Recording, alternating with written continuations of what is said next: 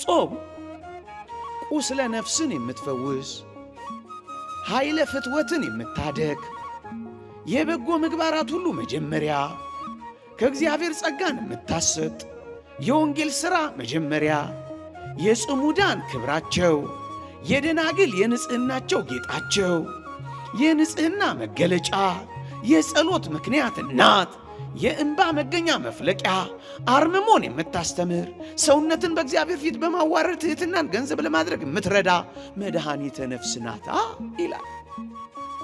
ይሄ ጥልቅ ዝርዝር አለው ወገኖቼ፣ ወጣቶች። ፍትወታት ስበላ ስጠጣ አስቸግረውኛል። ሕልመ ሌሊት ይረብሸኛል።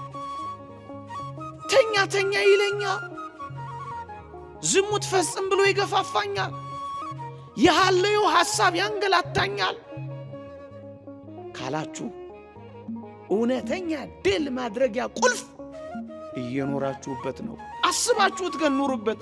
የዝሙትን ጾር የምታደክም እንደ ጾም ያለች ማና ኃይለ ፍትወትን ድል የምትነሳ እንደ ጾም ያለች ጉልበተኛ ማናት ወገኖች?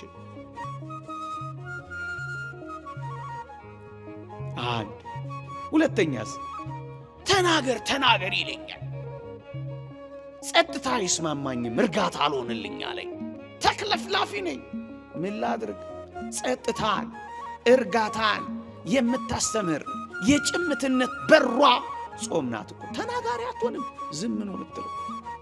ለበጎ እንኳን ዝም ትላለህ። ሲናገሩ እንባ ታፈሳለህ።